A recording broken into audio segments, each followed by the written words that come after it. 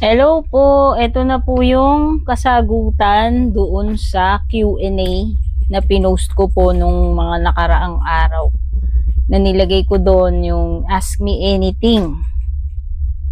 So, hanapin ko lang yung pinaka-post ko na yun para maumpisahan ko na yung pagsagot sa inyo. Okay?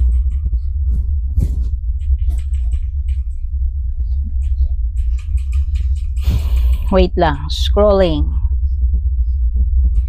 Malabo kasing mata ko pagka malapitan, like nagbabasa sa phone, babasa sa malapitan, kailangan ko yung salamin ko. Pero pag malayo po, sobrang linaw po nung mata ko. Nababasa ko pa yung nandun sa cellphone kahit malayo, chart. Pero pag malapit, yan, hirap. So, yan na. Tatry ko yung best ko masagot lahat po itong mga katanungan ninyo. So, ibabase ko doon sa mga pinakaunang nag-question. So, unang-unang nagtanong si Astra kay Loom Victorix. Sabi niya, bakit ganda ninyo po? Thank you naman kung compliment yun. Hindi ko alam kasi kung nagbibiro ka lang or nagko-compliment ka or nangaasar ka. Pero kung yun ang paningin mo, edi salamat. Hindi ko rin masasagot, no? Kasi sa paningin mo, pwedeng ganun, pero parang sa iba, pwedeng sa iba, hindi. Okay? Kung compliment yan sa'yo, compliment yan, Astra Victorix, thank you. So, yung next, Esperanza Gamboa. Ang tanong ni Esperanza, pag nag-general reading po ba kayo at hindi maganda yung energy na nakita ninyo, tinutuloy nyo pa rin po ba i-video o basahin? Oo naman. Maganda po or pangit man yung energies na lumalabas sa bawat reading ko, general reading man yan or private reading, itinutuloy ko po yun. Binabasa ko pa rin, i-video ko pa rin. Hindi ko dinadagdagan, binabawasan, or pinapaganda yung reading ko. Kung ano yung lumabas sa cards as is, yun yung nire-relay ko sa bawat reading ko. Mapa-private reading man yan o mapa-general reading. Okay po, Miss Esperanza. So, yung next question, Kimberly Mercado, Bisona. Ma'am, I'm curious po kasi I was born November, pero dahil inadopt ako, kaya binago sa birth certificate at ginawang June. At pag may reading po kayo, yung June na horoscope, which Gemini, ang sinusunod ko kasi nakaka-relate ako. Ayos lang po ba yun? By the way, paano ka po nag-start mag-tarot? May guide po ba kayo? Okay, so yung unang tanong mo muna. Siyempre, okay lang naman yun kung base sa akin, personal na pananaw ko. Kasi kung saan ka nakaka-relate, Miss Kimberly, edi yun yung i-take mo. Kasi pwede namang halimbawa, yung para sa sign mo talaga, sun, moon, rising mo man yan or whatever sign, pero hindi ka naman nakaka-relate, di ba?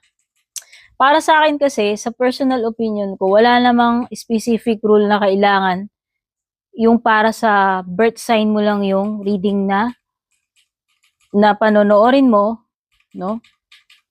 Basta para sa akin, kung nagre-resonate sa inyo yung reading, regardless sa sign, para sa inyo yun. Okay? Regarding naman dun sa next question mo, sabi mo, paano ko nag-start mag-tarot? May guide po ba kayo? Guide? Actually, guide ko, nagdadasal ako. Palagi. Dadasal ako kay God, nagdadasal ako sa Holy Spirit, nagdadasal ako sa guardian angels. Specific, kung guide ang tinatanong mo, palagi akong nagdadasal kay Archangel Michael at saka kay Archangel Gabriel. Pero nagdadasal din ako palagi kay Saint Benedict. Depende, marami eh. Pero sila yung mga usual na pag nagre-read ako, sa kanila ako nanghihingi ng guidance. No? Pagdating naman, paano ako nag-start? Nag-start ako 2002. Wala sa plano ko na mag-read ng tarot buong buhay ko, hindi ko alam yan. Usa yan dumating sa akin, 2002, pinadalaan ako ng tita ko sa abroad ng unang-unang set ko ng tarot deck. At kung ano yung deck na yun yung the original Rider-Waite. Paano ako nag-start? Yun lang, wala akong alam eh. Wala akong background sa tarot, hindi ko alam maning tarot, dumating sa akin yung cards, binasa ko lang, ginamit ko. May kasama kasi yung parang yung little white book na meron siyang mga meanings, no? Mga words, phrases. So, yun lang yung parang pinaka naging guide ko sa pagsisimula ko sa pagbabasa. Hindi ko talaga siya inaral, hindi ko siya ni-research, kung ano yung nandun sa guidebook na kasama ng deck, yun yung ginamit ko. And surprisingly, naaliw naman ako kasi accurate yung mga readings kahit para sa sarili ko. And by the way, nagsimula ako sa sarili ko, eventually sa family members, tapos eventually sa mga kakilala nila. Parang ano lang, kinikwento lang yung ako, si Tin, marunong mag-read. Siyempre, nakikurious sila ako, pabasa ako, ganyan. Pero, hindi ko siya ginamit professionally like reader na i-charge ko na sila noon pa, hindi. Hindi talaga. Nabasahan ko lang sila. And nagkakatotoo, kaya sila bumabalik-balik sa akin.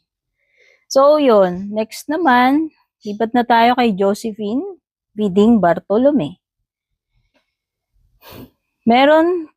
Si Josephine Biding Bartolome, ang tanong niya, Ma'am Purple Teen, meron na po kayo sarili family. Taga saan po kayo?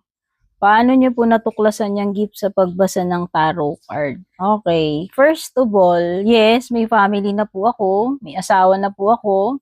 Meron po akong 2 anak na lalaki. Oo, at sila ay, nasa koleyo na. Taga saan ako? Taga Quezon City po ako. Pero ang father ko is from Quezon Province at ang mother side ko naman is from, Pangasinan. San Fabian. Kaya yung mga kabaluyan dyan, yan, Santos Yalabi, Kabusan, o Angarem, si kayo, diba? Naalala ko pa eh. Paano ko natuklasan yung gift? Dumating lang siyang kusa sa akin eh. Wala talaga akong alam sa pagre-read ng tarot. Wala nga ako alam kung anong tarot eh. Nalaman ko na lang yun nung pinadala sa akin ng tita ko galing abroad. Doon ko na lang siya binuklat, tinignan ko, binasa-basa ko, yun lang. Hanggang sa yung skill, kasi 2002 ako nag-start, syempre katagalan, nag-ano yun eh, mahahasa yung pagbabasa mo, intuition mo, pag-i-interpret mo ng cards. Pero wala akong, hindi ko iniisip na meron talaga akong gift sa ganyan. Yung tita ko, kaya niya ako niregaluhan. Kasi iniisip niya, pagka-intuitive ako, o baka may pagka-psychic ako, ganyan-ganyan, kasi maliit pa lang ako, nakaka-sense na ako ng mga ganito-ganyan, nakakakita na ako ng mga mumu, etc., etc. So, yun po. Next, Madreolin. Accurate po ba sagot sa mga cards? Siyempre hindi. Pero makikita ninyo yan sa mga ratings review sa akin sa page ko, yung mga nagpapa-private reading sa akin. Kayo nang mag-judge. Base sa pagbabasa ko. Pero kasi ito lang, ang mga reading, hindi lahat accurate. Pwedeng tama yung tinutukoy ng cards, pwede ring mali. Minsan, nakaka-amaze kasi sobrang accurate. Minsan, wala talagang makarelate sa'yo. So, para sa akin, case-to-case basis, depende na lang talaga kung tatama sa'yo, tutugma sa'yo yung reading. Pwedeng coincidence, pero pwede ring may something like magical, not sure. Next, Iram Franz Basto. Ma'am, ask ko lang po, taga San Fabian, Pangasinan po ba? Yung sa mother side ko po, taga doon po. May mga times na nag-aral ako doon, pero hindi ako tuloy-tuloy na tumira at nag-aral doon. Kasi palipat-lipat, no? Quezon City, probinsya, Quezon City, probinsya. Okay po, next, Dennis Mendoza. Single ka pa ba? Naku sir, nasagot ko niyan kanina sa tanong ni Miss Josephine. Hindi na po. Kasulukuyan po akong ginang at ako'y may 2 anak